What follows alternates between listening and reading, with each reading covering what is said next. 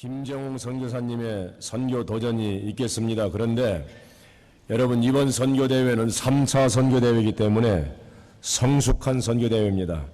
2차까지만 해도 깜빡깜빡하는 불을 켜놓고 선교사님들 10분 사역보고 하도록 그렇게 하셨는데, 이번에는 제가 선교사님들에게 이렇게 부탁을 했습니다.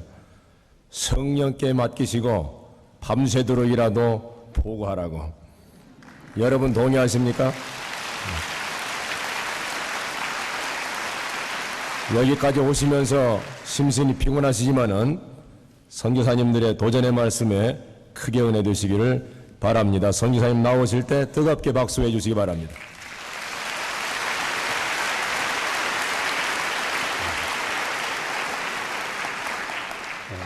이 박수는 하나님께서 받으시고, 아까도 말씀하셨지만은 선교가 선교사의 일이 아니고 바로 예수 믿는 구원받은 우리 모두의 일인 줄 알고 기도하고 후원하는 여러분들이 받으시고, 저는 가끔 그런 얘기를 합니다. 하늘나라에 가면은 선교에 대한 상, 다른 상은 말고 선교에 대한 상을 누가 받겠느냐 할 때에 정말 무릎 꿇고 골방에서 선교를 위해서, 영혼을 위해서 기도하신 분들과 그 어려운 참 센트 달러를 모으고 때로는 빈 깡통을 팔아 길거리에서 모아가지고 선교비를 보내고, 참 미국의 그 눈물 어린 선교비들을 모아서 보낸 그분들이 상급 받을 것 같고, 저희들은 그분들의 신분권을 하는 보이들이고 웨이트레스이기 때문에 아마 팁이나 받을 것 같다 하는 생각을 가끔 해봅니다. 바로 아시아의 귀한 많은 선교사들 가운데 저희 이렇게 좀 오래됐다고 해서 저희 세 사람을 세운 데 대해서 저희들도 많이 생각해 보았습니다. 이 시간 그 찬란한 어떤 보고를 원하는 것보다도 정말 지난 저 같은 경우 20년 동안 저희 큰아이가 국민학교 1학년, 둘째가 유치원 때 갔는데 그 아이가, 큰아이는 이번 토요일이면 장가를 가게 되고 둘째는 또 교역자로 하트포드의 제일교회에 가게 됐습니다. 둘 다 신학교를 졸업할 때까지 여러분들께서 배후에서 기도해 주시고 후원해 주신 것 생각할 때 좀 얼마나 감사한지 모릅니다.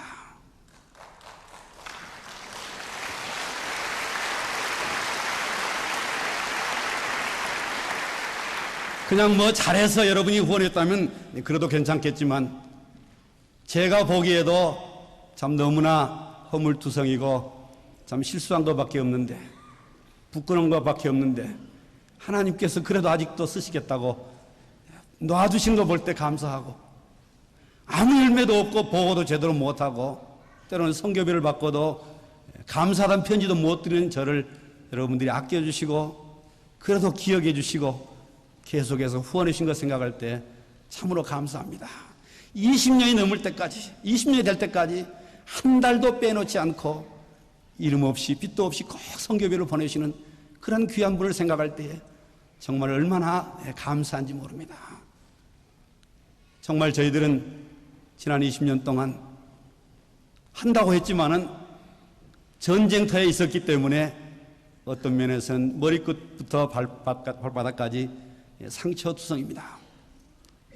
그러나 오늘 이번에 우리 선교사들이 모여서 우리 선교사들이 보고하고 하는 거 볼 때 제 자신이 얼마나 부끄럽고 또 얼마나 저도 도전을 받고, 야, 이제 이분들이 가서 일할 때에 참 하나님께서 역사하시겠다. 그러나 그 역사 배후에 정말 기도와 후원이 없으면 또 저들도 상처를 받을 수밖에 없겠구나 하는 그런 두려움도 아울러 있습니다. 어머니께서 직접 이렇게 후원해 주실 뿐만 아니라 이제 젊은이들이 와서 같이 단기 선교로 뛰고, 또 우리 목사님들께서 그 바쁜 시간에도 오셔서 말씀을 주시고 격려해 주시고 또 필요한 선교비를 도와주실 때에 정말 저희들은 얼마나 크게 격려를 받는지 모릅니다.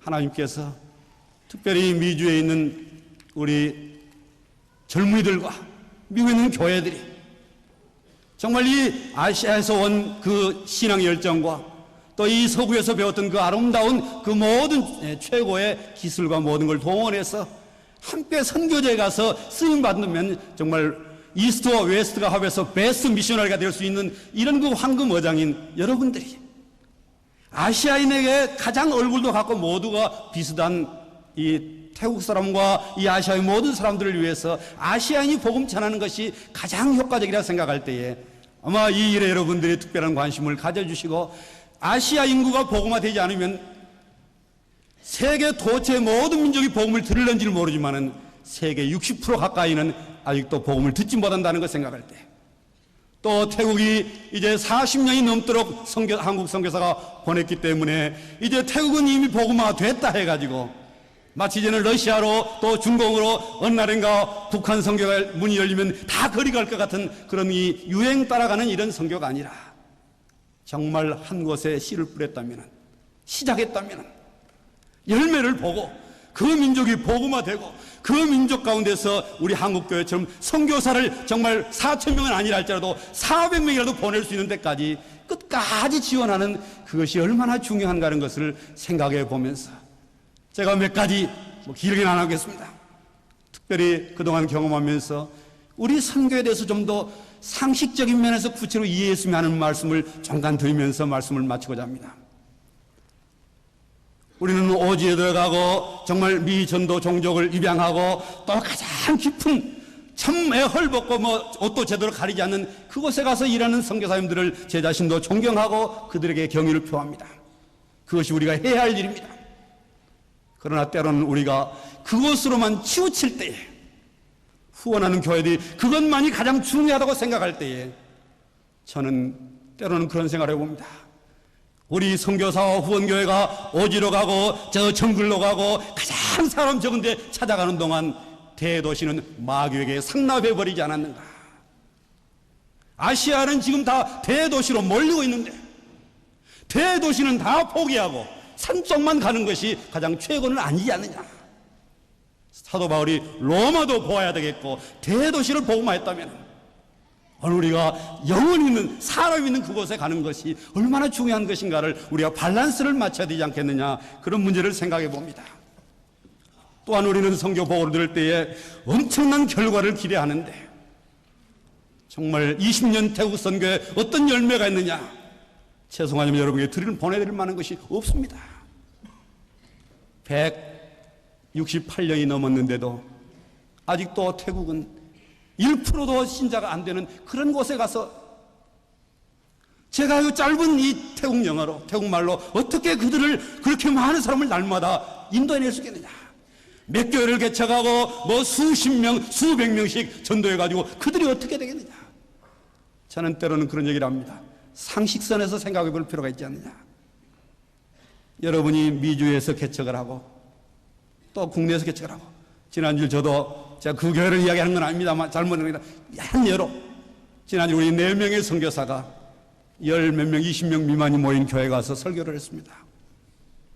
여기도 개척하면서 아마 제가 한 3년 넘었다고 생각하는데 국내에서 여러분이 한국 사람을 향해서 개척하는데도 몇 명 안 되는데 현지 말을 한마디도 못하는 덩어리가 갓난아기가 가가지고 3년 내에 5년 내에 수십 명, 수백 명을 세례주고 믿었다. 그런 특수한 지역이 있는 줄 압니다. 그러나 모두가 다 특수한 지역은 아니고 아시아가만이 그렇다면 이미 다 복음화가 끝났었고 주님이 오셨을 텐데, 그러지 않는 지역에서 꼭 그것만 기대하게 되면 선교사도 시험에 들고 그 기대하는 분도 시험에 들 수 있지 않느냐.